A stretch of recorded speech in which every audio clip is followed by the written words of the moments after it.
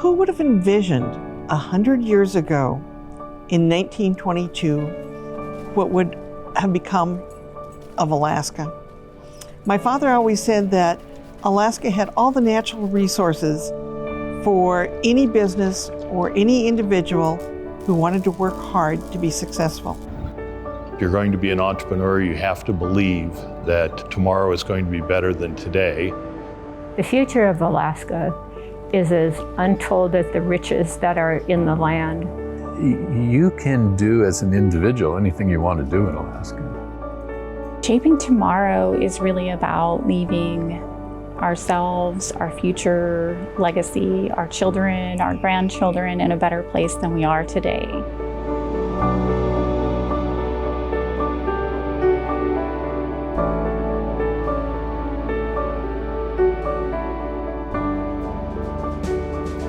In 1922, Alaska was a land of legend, the promise of adventure, a land where the call of the wild was loud and clear in every corner of the last frontier. Anchorage had seemingly sprung to life overnight as a tent city on the banks of Ship Creek to support its newfound purpose as a strategic railway hub. It was here, on the corner of 4th and G Street, that entrepreneur Winfield Irvin Sr. envisioned the need and potential value of a community bank. Irvin founded the First National Bank of Anchorage and began to help Alaskans shape tomorrow. Although in 1922 we started with 2 employees in the bank, and we were a small, very small community bank, 100 years later we're still a community bank. And it's all about relationships that we have with individuals and business owners and getting to know them and what their needs are and how we can best help. And the bank has grown from those 2 original employees at the bank at the corner of 4th and G in Anchorage to now a $5 billion plus bank with 650 employees. As we shape tomorrow and we support our community and our customers with that value-added service that we're known for and we're so proud of. For a century, First National Bank Alaska's story has been Alaska's story. The story of bold, resourceful entrepreneurs creating opportunities, pioneers discovering and developing resources, neighbors working together to solve unique challenges in a land formed by powerful tectonic forces, sculpted by colossal glaciers and ice fields, and shaped by generations of enterprising Alaskans who call this great land home.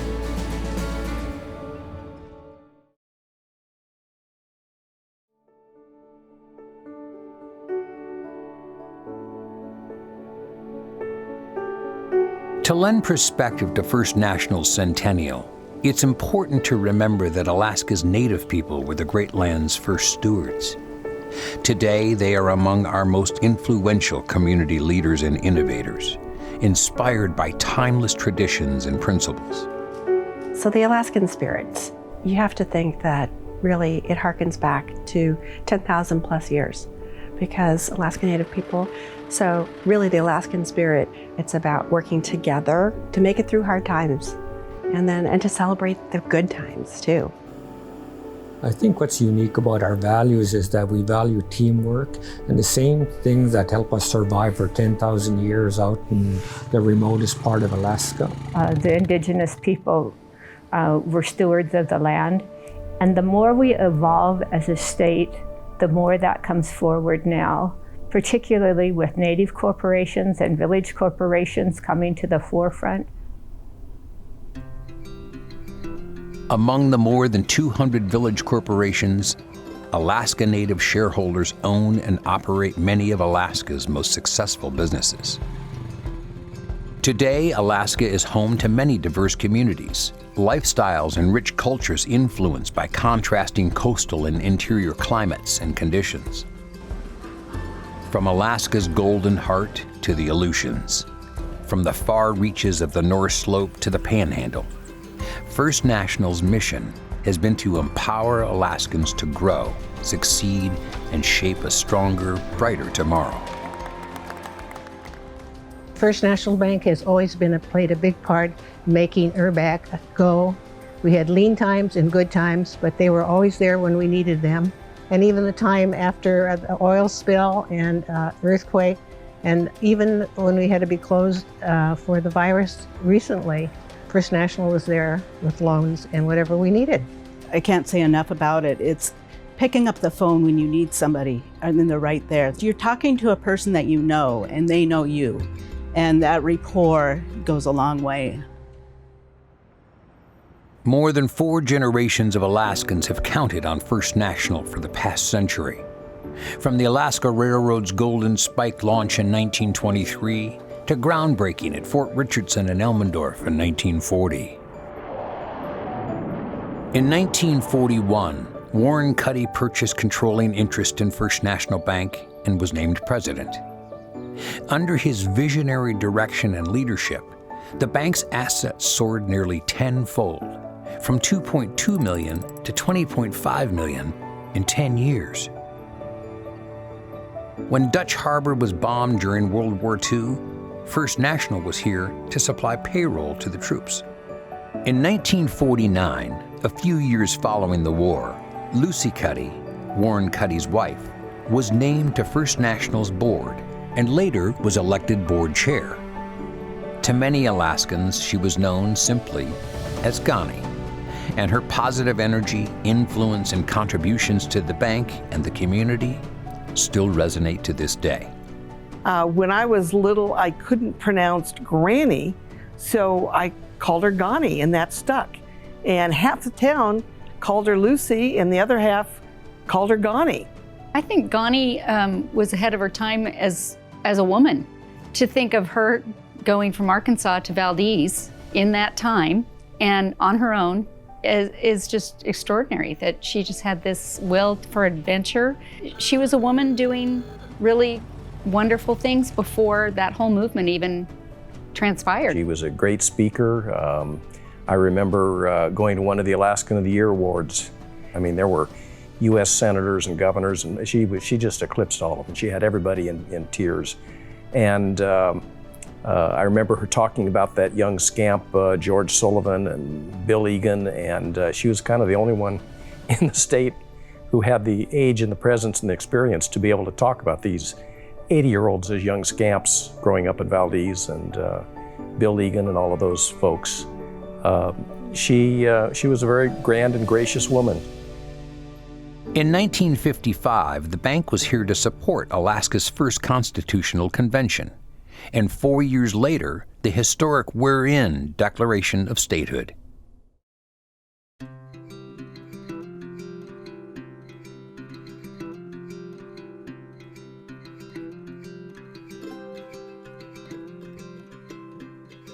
It was 1951 when a young Alaskan of many talents, Dan Cuddy, became president of First National.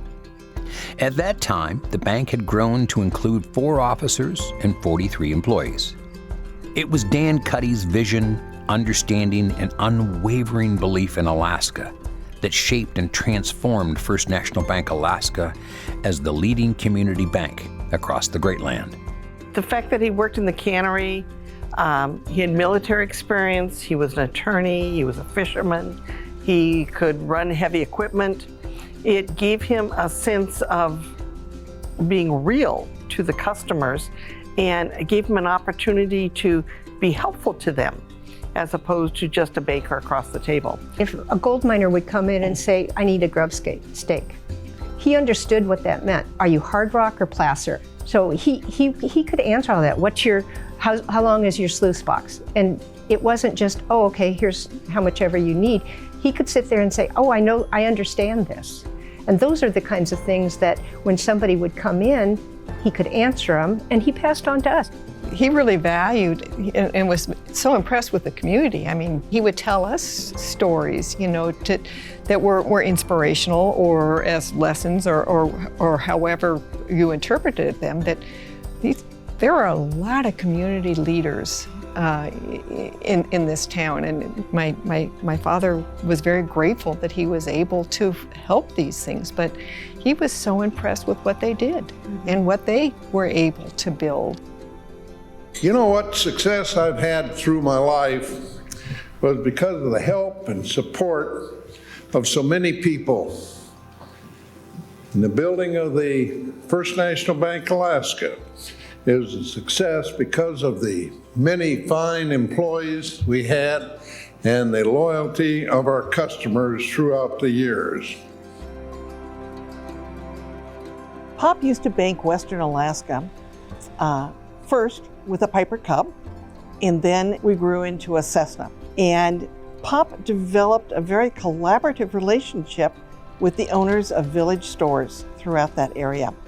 And they turned into longtime friendships. He would do his business and discussions with the owner of the village store, and I got to play with the kids in front of the store. I think that my parents thought the best of people and brought out the best in people. And we can do better than what maybe we think we can do just because we expect it, we believe it, we have confidence in ourselves and in Alaskans. But the other part about Pop that I think we all have a takeaway is family. Family was absolutely huge to him. He was very much that work-life balance. Families are important. You work here, you get out, and you go home, and you be with your family. We trust one another. We respect one another. And the integrity and the board as a unit parallels the bank and really personifies Dan Cuddy's dream. 5 short years after statehood, one of the most earth-shaking events in world history struck South Central Alaska. On Good Friday, March 27, 1964, at 5:36 p.m., a magnitude 9.2 megathrust earthquake shook Alaska for 4 minutes and 38 seconds. It was the most powerful earthquake ever recorded in North America, and the second most powerful earthquake in world history. When the 1964 earthquake struck, I was standing behind the cash register checking up, and it sounded like a freight train coming through the store. But First National was there for us. Thank goodness it wasn't destroyed. In the days and months to follow, as thousands of aftershocks rattled Alaskans' faith and resolve, Dan Cuddy and First National led the way to a remarkable recovery. Mr. Cuddy and First National Bank were some of the first to really reinvest in rebuilding Anchorage after the 1964 earthquake. One of my father's, I think, testaments is that he immediately planned to build a 9-story office building to show confidence in the town and the economy. And he financed Wally Hickle's Captain Cook Tower, all within days after the earthquake, just with a plan to express confidence that he's investing in Alaska and Alaskans shouldn't worry.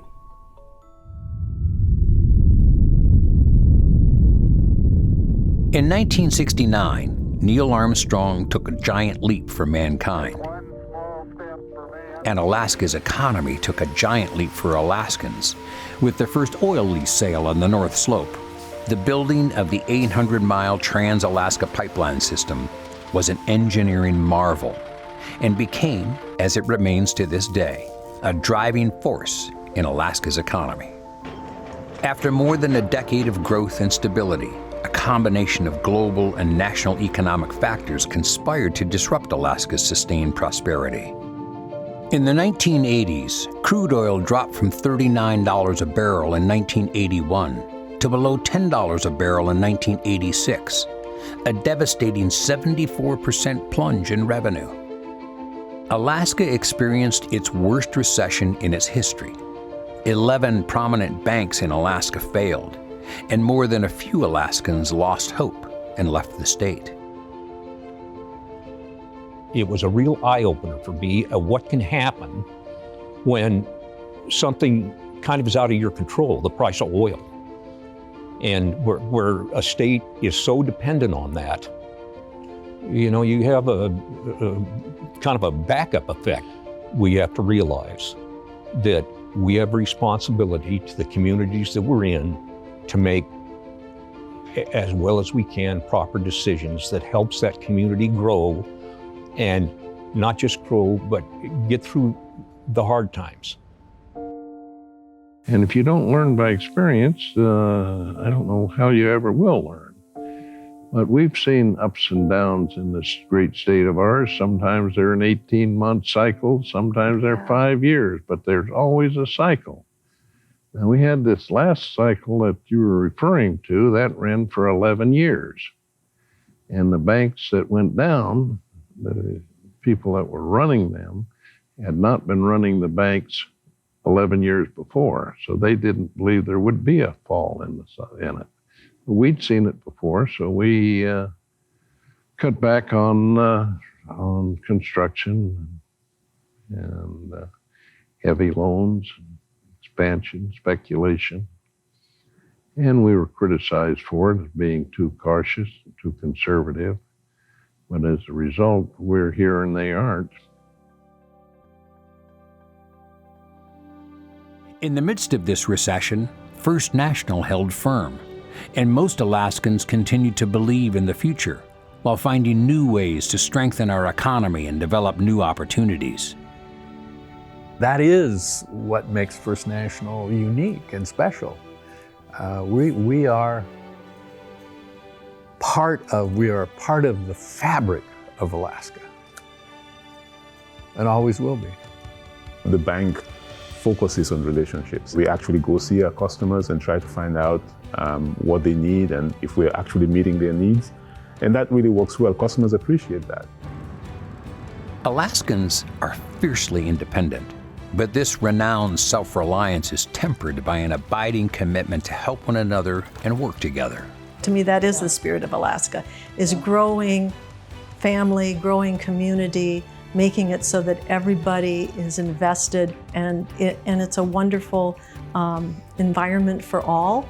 And I think First National does that throughout. I mean, they do it with their employees, they do it with the businesses that they support, they do it with their individuals who come into bank. You're all part of the bigger family. You kind of feel like you're the First National family. Within Alaska, there's so many different communities that have their own flavor, and each one of those has an important piece of the overall state economy and what makes Alaska special. And First National is large enough to be able to accommodate any of the requests and needs of those communities.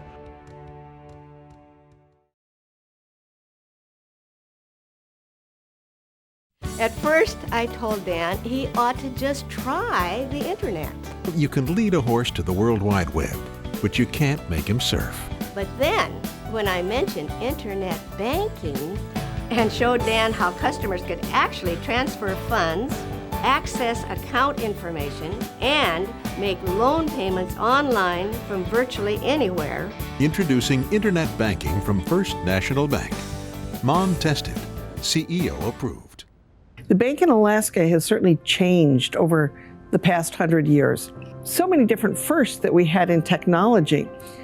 We were the first to have a drive-up teller. We were among the first banks in the country to start processing checks by imaging.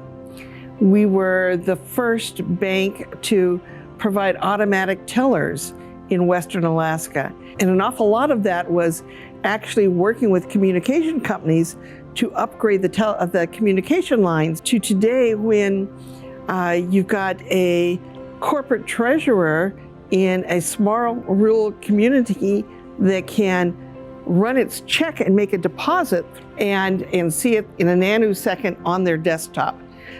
We've had a focus on keeping technology in Alaska for two reasons. First of all, we're very proud to be able to offer those jobs and keep those jobs in Alaska. And secondly, we always felt that that technology was too important not to be able to manage it ourselves. The digital and technological advances just in the last few years have just been amazing and moving at an ever increasing pace. And we're looking for the best ways to provide that to our customers and the community around us for financial management. It's nice to be part of that. I mean, I'm able to use my own smartphone now to do all my banking.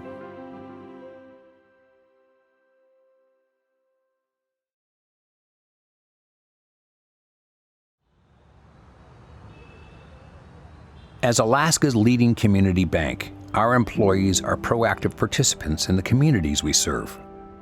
First National has been recognized by Alaska Business Magazine readers as the best place to work for 7 years straight and counting. At First National Bank, we don't hire people for jobs. We hire people for careers. So really it all comes back to your employees, and are you taking good care of your employees? And it's all about having customers that are being taken care of by satisfied employees. One of the things, the feedback that we get from our employees about the bank's culture is that they are proud to work for a business that values the community and encourages their community involvement. The state of Alaska is a very small town, and so you have neighbors all over the place here, wherever you go, and First National is all over. So they have neighbors everywhere, and so if I go to Fairbanks or if I go down to Sitka or if I go somewhere else, I can walk into First National and I'll have a friendly face. First National's commitment to Alaskans and the communities we serve is the heart of our success.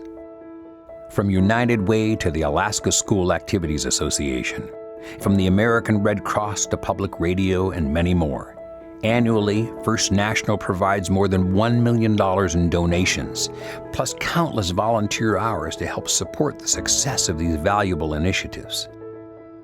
Pop always liked boots on the ground. Mom was very involved in the community.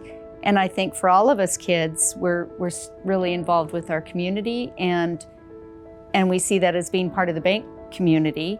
And some of us are on the board, some of us are on committees within the bank, and it's very important to us to have that involvement. I think the partnership between United Way and First National works well because both of our organizations are really committed to our communities. And that means sometimes, really rolling up your sleeves and looking at things differently. First National Bank Alaska are so key to us because they give us the ability to offer so many chances for a student to get engaged and to get what we call now our win for life, to get the benefit for the rest of your life.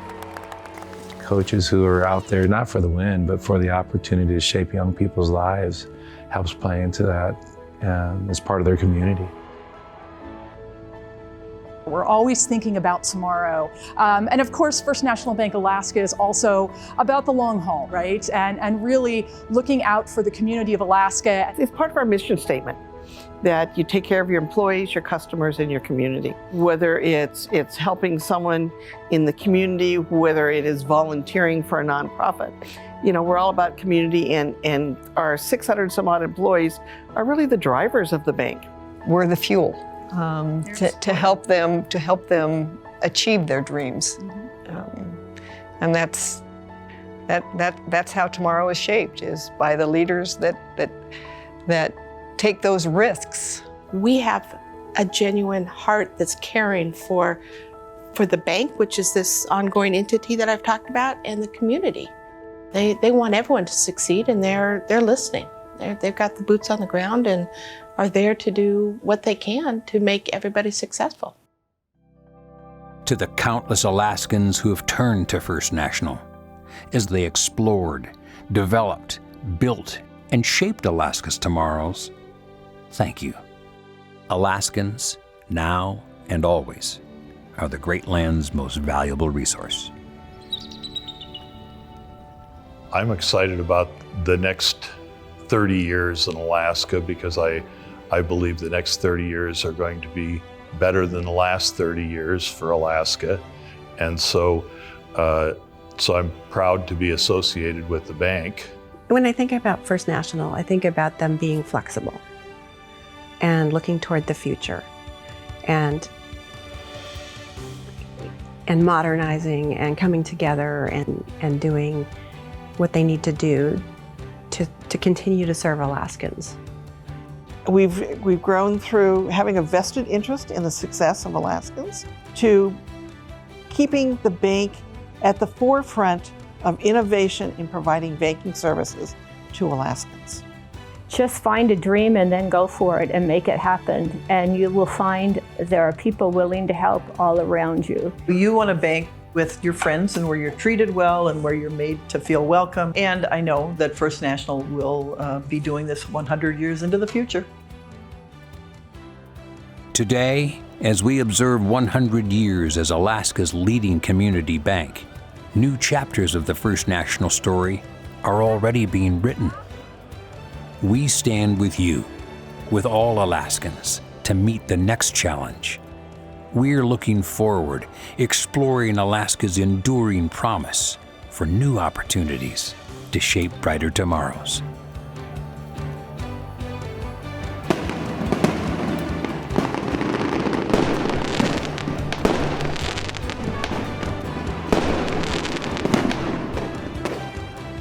Then we bought the Bank of Seward, and then from then on we expanded into Anchorage. I believe Eastchester was the first branch. Then we had the opportunity to buy the bank in Juneau, which gave us Haines and Sitka as well. And then we expanded into Fairbanks. And now we have 26 separate branches. So we have grown and done what we think is a good job in the community, and we've grown with the state. And so the house would shake this way and all the bottles would fall out this way. And then the house would shake this way and the piano would run over that way and run over the bottles. And I was standing at the door, 1, 2, 3, go. 1, 2, 3, go, in between the shakes. It was, Yeah. But then didn't you also, Betsy, we had the dog out there that you were dancing around the live wires trying to get the... Oh, Mom said she was gonna kill the dog if I got electrified, yes. Yeah, you were trying to rescue the dog. well, our house was down there in that Bootlegger Cove area, so we were condemned. The house was condemned. You know, it was a tsunami warning. Right. Yeah. So our house was. Yeah. And what I remember from that was going up to the bank. You know, that was our safe haven, was to go up to the bank to because of the tsunami, and the bank was on higher ground. Oh, that's good to have the kids around. You know, in this earth, that's all you leave is your children. You don't leave much of anything else.